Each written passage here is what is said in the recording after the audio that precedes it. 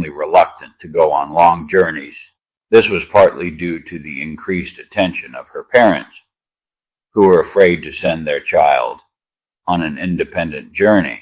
But with the advent of adulthood, the girl had to go to the capital for the first time on her own, and without the accompaniment of relatives, in order to enter the medical profession.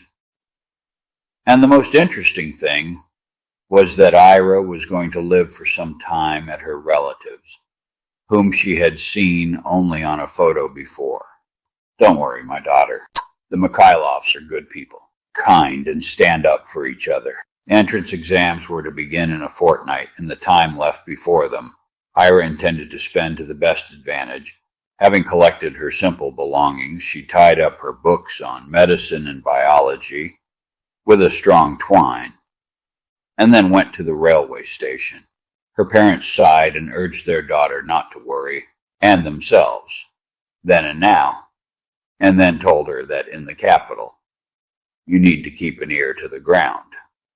There in this golden capital, people are so that only hold on, my daughter. So and try to deceive our brother, said the father admonished. Mom, on the contrary, hugged her and said almost nothing. Few people knew that deep down she hoped that Ira would not act, and, having failed, would come back. But on the other hand, she realized that her daughter was very serious and was unlikely to give up her cherished dream. Of course, Ira promised to write, call, and come on holiday. But her parents, being smart and far-sighted people, were not particularly deceived about it. They knew firsthand how the life of the big city drags on, making provincial hunters for happiness forget about their past. Claudia Ivanovna was a cousin of Ira's mother. It cannot be said that the sisters got along very well or were close to each other, but for all that, they never lost touch with each other and clung to the ties of kinship with both hands. Most often, they limited themselves to infrequent calls on holidays and birthday cards. But time passed, and Ira, after all, has already grown up. Unlike most of her peers, the girl had long ago decided on the choice of her future profession. The fact was that from an early age, Ira gravitated to medicine, and more than anything else in the world, as a child loved to play Dr. Ibolite. Her first patients were yard cats and dogs, who were over the moon with attention and care. At school, Ira was crazy about biology, chemistry, and anatomy, subjects without which it was unthinkable to enter medical school. The most interesting thing was that her family had never had any medical workers.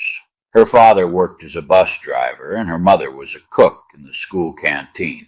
But despite this, her parents respected their daughter's choice and did not interfere with her realization of her cherished dream. And Ira, meanwhile, having secured the support of her parents, applied for admission to the institute. The parting on the platform of the railway station was heavy and tense. Her parents were crying, and Ira tried to overcome this exciting part of her life as soon as possible. Okay, I'll probably go to the compartment, because the departure is already soon, said Ira, and picking up the suitcase, looked at her relatives. At that moment, my mother, who was holding on with her last strength, suddenly started crying, shamefully hiding her face on her father's chest. Don't, Mum, really. I'll write when I get there. Don't doubt, everything will be fine. Good luck to you, my daughter. Don't forget your father and me, darling. May God bless you. Through tears, whispered Mum. The father did not say another word, and only waved goodbye to his daughter. Soon, the grumpy conductor announced the departure and began to hurry up the passengers who, most of them, crowded on the platform. Meanwhile, Ira was already imagining going to the cinema, restaurants, and dancing at the capital's discotheques with her classmates. Sorry, girl, I write. So inconvenient. But you have a little problem here, sounded someone's pleasant baritone above Ira's ear. Yes, what's the problem? The girl asked in surprise. Then looking up, she saw a guy of about 25 in the doorway. A burned-out baseball cap was hiding his face, and a jean jacket with a zip fastened tightly around his sloping shoulders. "It's none of my business, of course, but your bag is split at the seam. It's just about to open completely," the stranger said anxiously. "Oh, how did it happen?" "I told my mom I shouldn't have taken this old thing." "What should I do now?" Ira exclaimed in embarrassment. The stranger smiled understandingly. Ira carefully removed the traveling bag from the top shelf. Clothes and personal belongings were trying to escape through the gap. "Yes, things, of course. Such a good thing can be lost for nothing," the man said sadly. At that moment, Ira, meeting her eyes with her traveling companion, blushed to the roots of her hair. The guy was young, and his eyes shone with intelligence and understanding. They were alone in the compartment. There were no other passengers yet. "Nothing. I'll manage somehow," proudly replied Irina, and frowned her eyebrows. "Why are you looking at me like that? As if it was me who tore your bag at the seam?" the guy asked with a smile. "I'm not looking at you in any way. It just seems to you," replied Ira. Meanwhile, the stranger, having decided to have a snack, took out of his suitcase wrapped in oiled newspaper. "Don't worry, you're going to the capital, and there you'll buy yourself a new bag. Your parents gave you money, didn't they? I can see from your eyes that they did.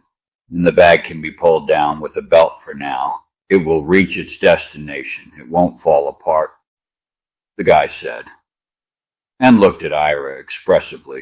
The girl nodded in response, involuntarily confirming the stranger's assumption. The traveling companion, meanwhile, began the meal. "Please join us. It's not very human. You some eat and others look." "My name is actually Pavel," the young man announced, taking off his baseball cap. "Thank you, but I'm not hungry," I replied with a resentful pucker of my lips. "Well, my business is to offer, and yours is to refuse," said Paul, and with pleasure began to eat. But, as it turned out later, Ira's traveling companion could not eat in silence. "You're probably going to study, aren't you?" Without any transition, Pasha asked. Ira raised an eyebrow in surprise, and then, nevertheless, answered, "Yes, I'm going to go to medical school." "And you probably in the vocational school," said Ira. "You're wrong. I'm going to work. I have learned a long time ago," said Pasha, playing up to his traveling companion. Noticing that Ira left his remark unanswered, the guy added, "Don't worry so much. You'll get in. I can see it in your eyes." "No, it's okay. I'm nervous, but I'm well prepared, and I'm confident in my abilities," said Ira, trying to be confident. Meanwhile, Pasha, ignoring the traveling companion's refusal, hastily prepared a sandwich with sausage and cheese for her. "Here, take it. Don't hesitate." "No," the guy said quite seriously. Ira's first thought was to refuse. But then, seeing the sincerity in the guy's eyes, she still accepted the treat from his hands. The thing was that the road was going to be long, and a light snack was simply necessary for her. "And what do you do?" "A little more daring," asked Ira. "Me? I drive a Kamaz at a construction site. I transport sand, rubble, and everything that comes under my hand." The guy grinned. "I see." "Faster than it should be," replied Irina. "And you thought I was a businessman?" "I have to disappoint you. I don't have a lot of money. I'm from the lower strata of society, so to speak." Art, Pasha asked gloomily. "No. Why upset?" "It's even good. For example, my dad works in a bus park, and my mom cooks lunches at school. Such professions are useful everywhere." Ira hastened to correct the situation. The unwilling traveling companions drove on in silence. The guy glumly looked out of the window, and Ira tensely thought about how she would be received by her distant relatives. At the next station, two passengers entered the compartment, an elderly man and a pleasant young man who apparently was his son. "Well, young man, it seems to me that you've taken someone else's seat. Your seat is on the top shelf. So, if you would be so kind," said the new young traveler. "Yes, of course. No problem, citizens," said Pasha, and without much thought quickly climbed on the top shelf. As it turned out a little later, Ira also had to take a seat upstairs. The wheels were peacefully tapping their uncomplicated rhythm, imperceptibly bringing the passengers closer to the final destination of their journey. Ira's eyes closed by themselves, and she forgot herself in a disturbing short sleep. Even the passengers below fell asleep.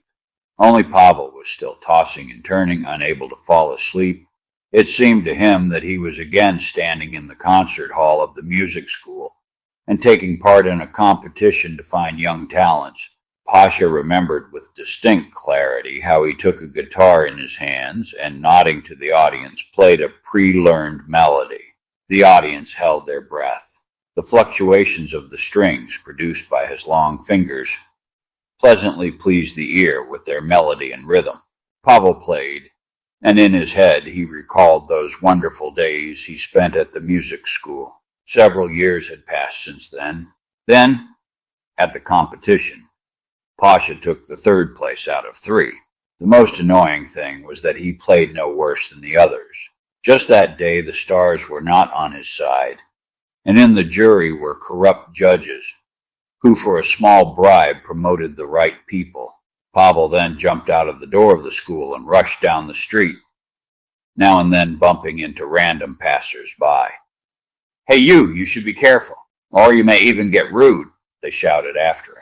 On that unfortunate day, Pasha got into a fight in an alley with some guys who deliberately started to bully him. Vigilant law enforcement officers quickly came to the noise of the fight.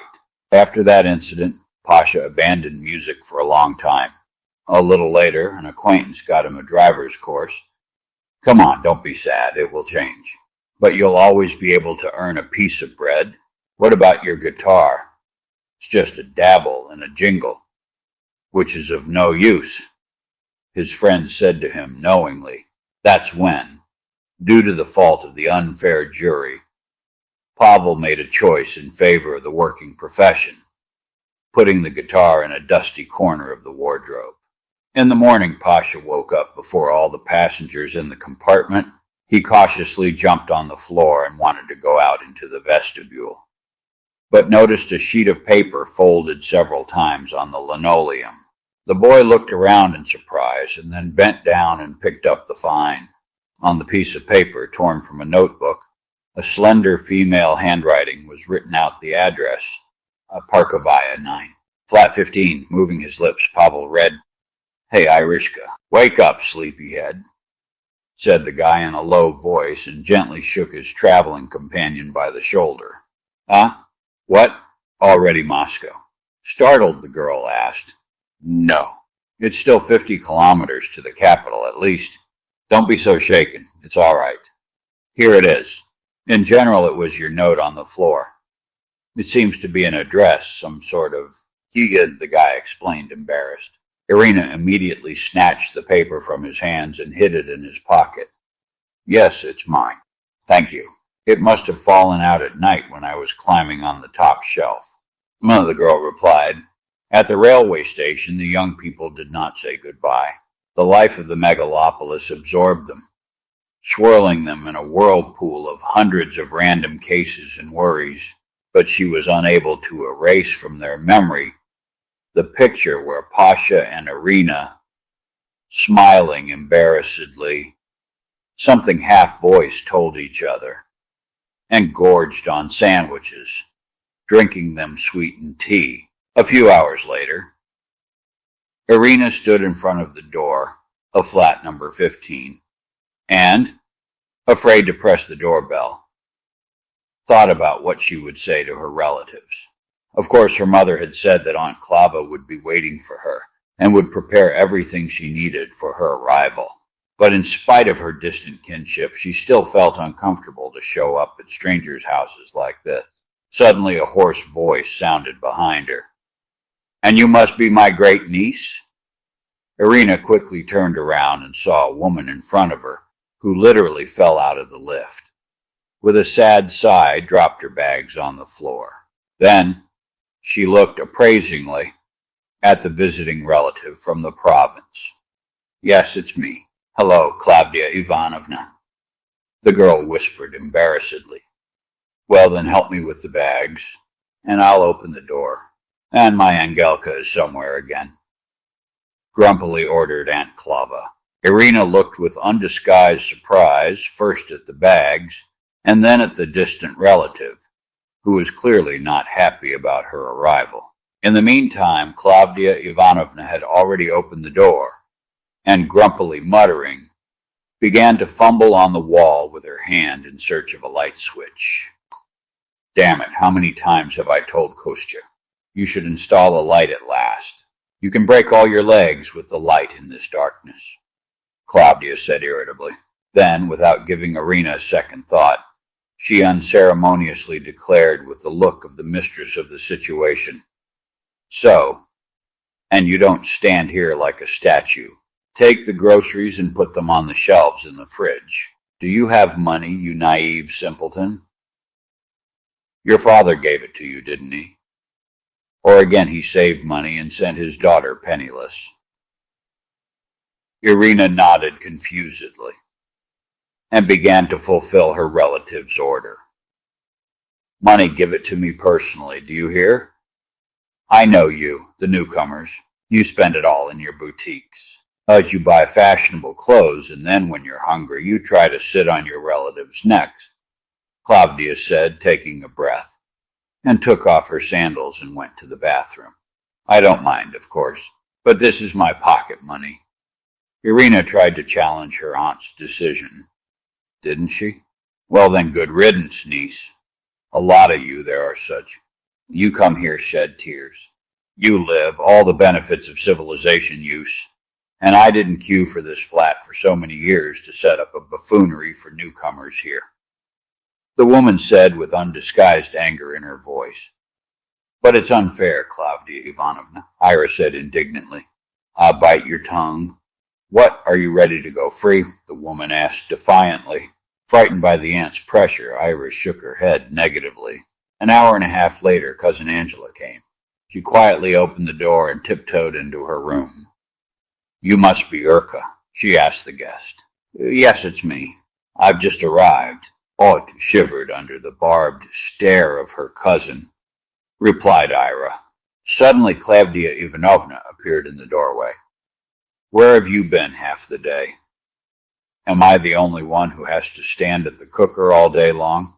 And you can only go out with suitors. You can't get anything else from you?" Aunt Klavdia asked angrily.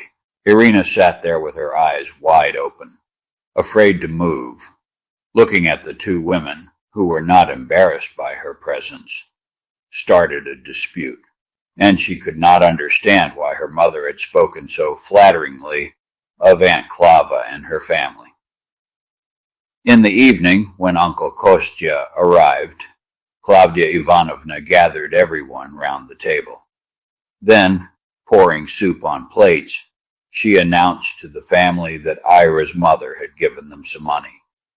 "But it's my money," with tears in her eyes, exclaimed the guest. At that moment, Angela kicked her cousin with her foot and looked her in the eye. Irina understood everything without words, and with a dejected head hanging down, started picking at her soup bowl, which, by the way, was half the size of everyone else's. Be quieter than water, lower than grass. And when you enter the medical school, then immediately ask for a dormitory.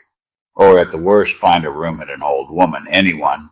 And here we have Spartan conditions. You see, Angela whispered to her sister after dinner, In the morning, Ira washed the clothes she had worn on the train and hung them on the balcony rope.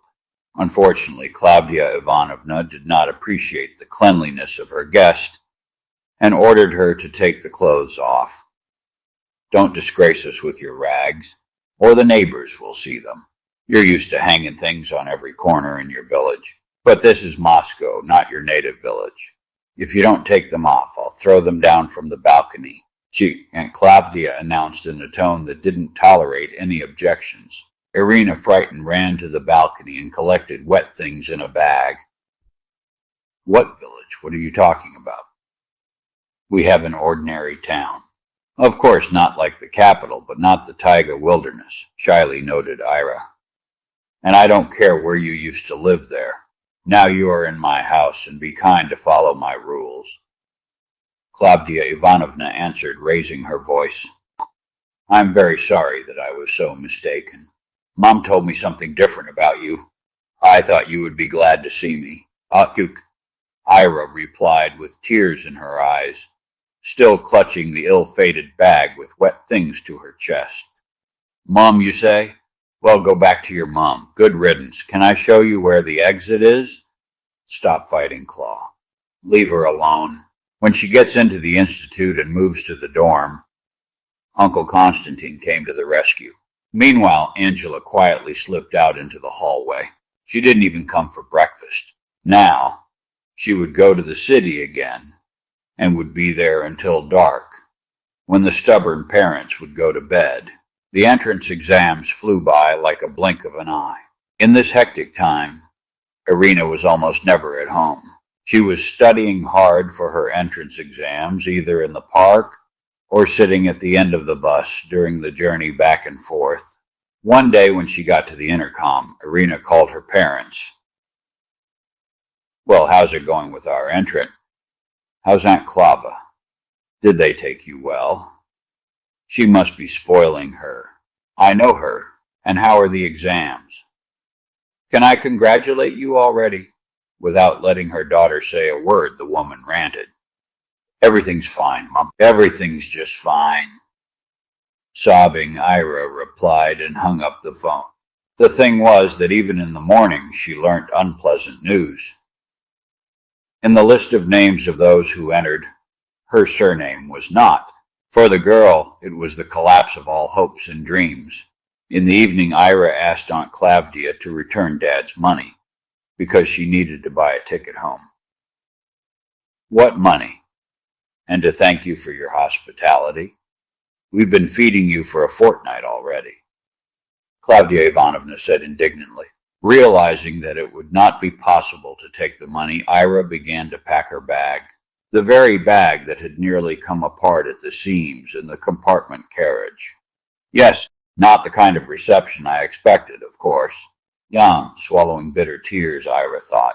At that moment, the doorbell rang, and then a few seconds later, another one. "Aye, Angelica. Open the door. Why are you standing there like a statue?" "The lock won't open by itself," shouted Klavdia Ivanovna, shivering after her mother's words. The girl obediently went out into the hallway and opened the door. To her great surprise, on the threshold stood a well-dressed young man in a suit and tie. "Sure, Yalla. How can I help you?" Angela asked with a languid smile. "Excuse me, I'm looking for Ira. She lives here, right?" "I'm actually here to see her," said the young man from the doorstep. "Who's there? What do you want?" Having jumped out of the room, asked the astonished Klavdia Ivanovna. "Yes, here to Urka, they say, came," Angela answered readily. "That's not enough. Not only does she live here on birds' rights, but she brings fiancés here too," Klavdia Ivanovna remarked venomously. At that moment, Ira entered the hallway, who immediately recognized her companion Pavel in the stranger. "Posh, what are you doing here?" whispered Ira.